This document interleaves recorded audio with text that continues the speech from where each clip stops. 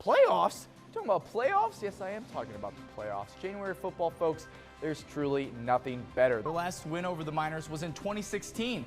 Marty, I was a sophomore in college in 2016. Stop it. Thanks for making us old. Stop it.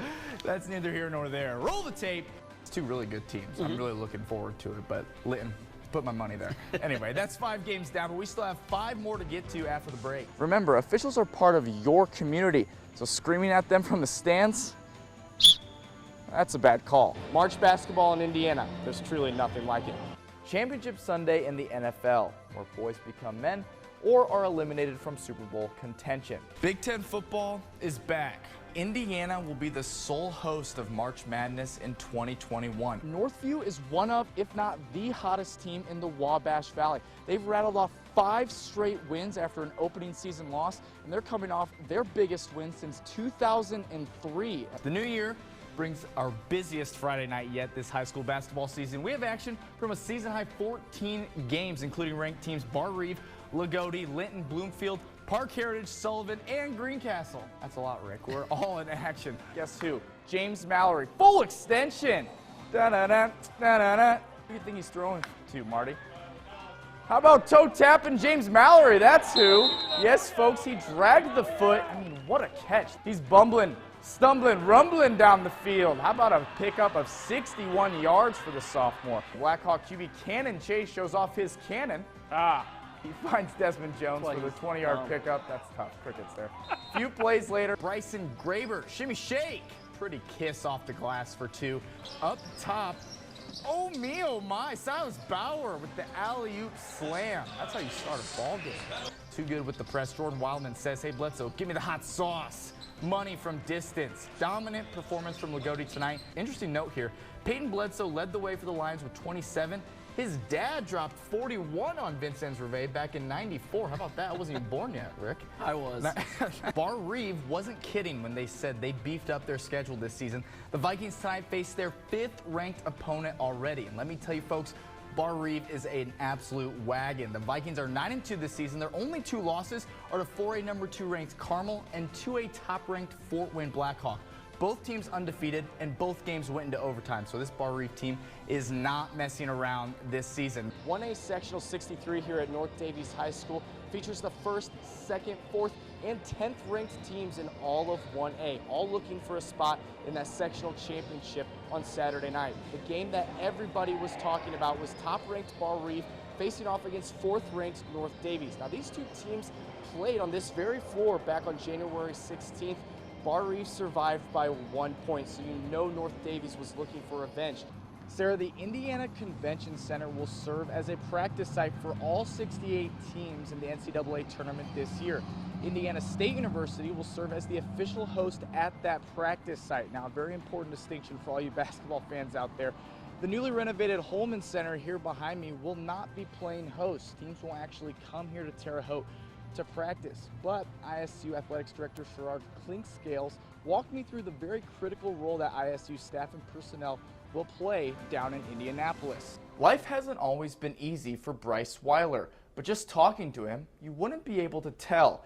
He grew up in Claremont, Illinois, and fell in love with sports broadcasting. His story is unique, but his passion to help others is what's remarkable. Bryce Weiler tells me he's living his dream. Austin, it's great to be here as the Evansville Lady Purple Aces face the Lady Trojans out of Troy, Alabama. He's broadcasted over 150 sporting events and has a master's degree in sports administration. Impressive, right? How about doing all of that while being blind? Born 4 months premature, Bryce developed an eye condition, leaving him unable to see. But that hasn't stopped him from pursuing his passion. How, you might ask? If I'm commentating basketball, I will go out and shoot on the court beforehand to see if the rim is loose or tight and how the ball is going to bounce off the rim. I make sure there's a microphone on the basket so I can hear the sound of the ball swishing through the net or clinking off the rim. And most importantly, I study the style of the play-by-play broadcaster that I'm working with to determine how I'm going to commentate, or if I'm going to give more stats, more stories, if I'm going to talk a lot or talk a small amount. It doesn't stop at broadcasting for Bryce. He is a disability consultant for the Baltimore Orioles. But what he's most proud of is being co-founder of the Beautiful Lives Project. The Beautiful Lives Project started in May of 2017 when I befriended the owner of the New Britain Bees, Anthony Icavone, and I told Anthony how sitting on the Evansville men's basketball bench had changed my life by giving me the opportunity to experience sports and to experience college basketball. People need not have any experience working with people who have disabilities. They just need a passion to help people of all disabilities to live their dreams. This project allows those with disabilities to take part in activities that were previously unavailable to them. Weiler was invited to the Vincennes Rotary Club Tuesday afternoon to share more about the Beautiful Lives Project. He spoke about the many obstacles he's overcome in his own life and wanted to spread this message. Always be willing to help others, even people who have disabilities, and always be willing to help others to overcome the obstacles and challenges. And don't base people based on what they look like or how they might look different. Base them on what's in their heart and in their soul.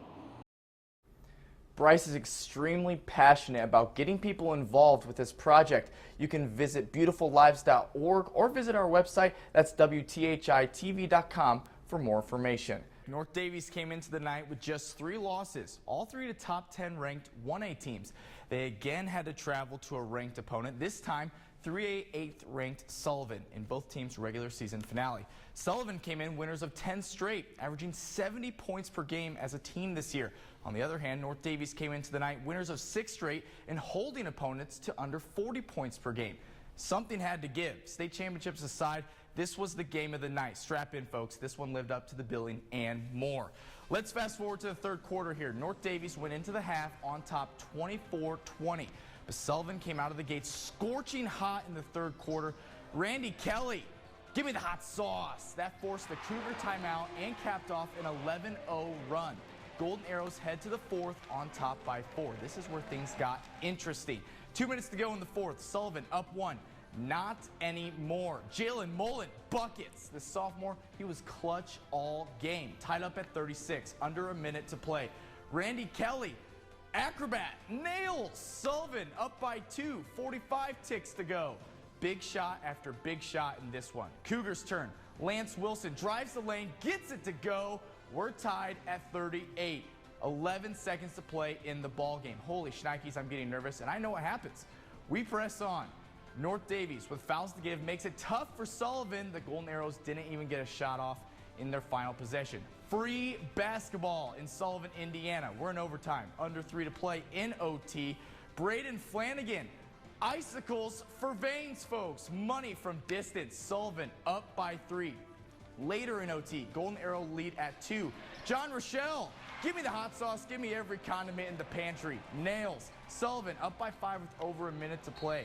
Brace yourselves. This one far from over. Okay, Sullivan up by 4, 13 seconds to play in overtime. Jackson Hill's at the line, misses his second free throw. Marcus Britton, nothing but net for North Davies. He keeps the Cougars in it. Now they're down by just 1. They have to foul Sullivan. Arrows, they make the first. Here we go. Missing the second. 48-46, Sullivan leads. 3 seconds to play. Darren Longer at the horn. Yes! Pandemonium! It feels like March. Hoosier hysteria. Clutch. He banks it in, and North Davies stuns Sullivan in overtime. Take another look. Oh my goodness. Darren Longer clearly off before the buzzer. Absolute madness in Sullivan, Indiana. North Davies snaps Sullivan's 10-game win streak. Unbelievable game. Our final 49-48. North Davies wins in overtime. They're 19-3 on the season now. It's their most wins as a program since 2011. That year, the Cougars went to semi-state. Sullivan, they dropped to 18-3, and I need a sponge bath. Coverage you can count on continues with sports. Hello, welcome back, and a happy Sunday evening to you. I'm Dominic Miranda. Indiana State basketball has gotten off to a bit of a slow start this season. The Sycamores came into today having lost their first 4 Missouri Valley Conference games. They look to right the ship tonight as they welcomed Loyola Chicago to the Holman Center. The Ramblers came into the night 4-0 in MVC play, 7-2 overall. Get that out of here. Cooper Neese with the rejection. Tyreek Key takes it all the way to the rim as the final seconds tick off in the first half. Little jolt of energy for the Sycamores. They trailed by 8. That was a story for most of this game as ISU trailed by double digits for a lion's share of the game. but here come the trees. Forcing turnovers was the name of the game down the stretch. ISU with the steal here, that's Cooper Neese. Freshman Julian Larry gets his hands on it. He finishes a tough layup down below. Sycamore's down just 2 now. 4 minutes to go here, same score. Ball is going to be reversed to Tobias Howard Jr. in the corner. 3 ball for the lead, bang! It's ISU's first lead since the 14-minute mark in the first half. The Ramblers just fell apart at the end of this one. Coach Lansing loves it. ISU up 1 here with 3.5 left to go. Kobe Barnes off glass, good underneath. The Sycamores went on an 18-0 run down the stretch to stun the Ramblers. 76-71 is our final from the Holman Center.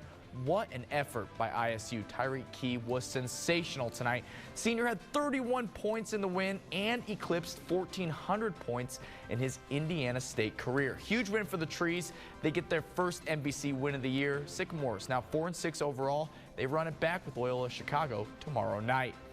In Big Ten action, the inconsistent Indiana Hoosiers travel to Nebraska. IU led by 12 at the half and as many as 18 in this game, but Nebraska had a 19-4 run to actually take the lead with 10 minutes to go in the ball game. Oh man, hear the collective groan all the way from Bloomington. How about Al Durham there with the pretty move? He gets the flotation to drop. IU up by 2. Under 4 to play here. Tie ball game again. Trace Jackson Davis gets it. He's been the heartbeat of this team. That's a man's drive. He kisses it off the window, putting the Hoosiers back on top.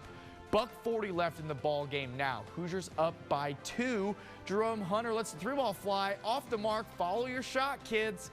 Hunter gets his own miss, puts it up and in. That gave the Hoosiers all the breathing room they needed in this one. IU fans breathe a heavy sigh of relief. Hoosiers beat last place Nebraska 84-76. Rob Finnessy led the way in scoring with 18. Al Durham was 17, and Jackson Davis pitched in 15. The Hoosiers now 3-3 in Big Ten play and 8-5 overall. The NFL Super Wild Card Weekend continued this afternoon, and how about the Chicago Bears sneaking in as the 7th seed this year with an unremarkable 8-8 record. The Bears, just the 3rd team in NFL history to make the playoffs while having a 6-game losing streak during the regular season.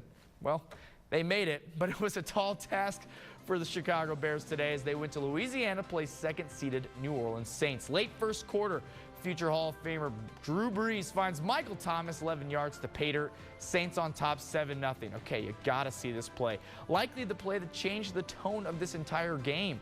The Bears run a little reverse trick play. Mitchell Trubisky throws a bomb right on the money and right through the hands of Javon Wims. You gotta be bleeping me. That was a sure touchdown. Bears fans everywhere can't believe it. Pass could not have been more perfect from Mitch. Wow. Bears only went into halftime down 7-3, but you can't make mistakes against Brees and the Saints. Brees finds Latavius Murray right there for the touchdown.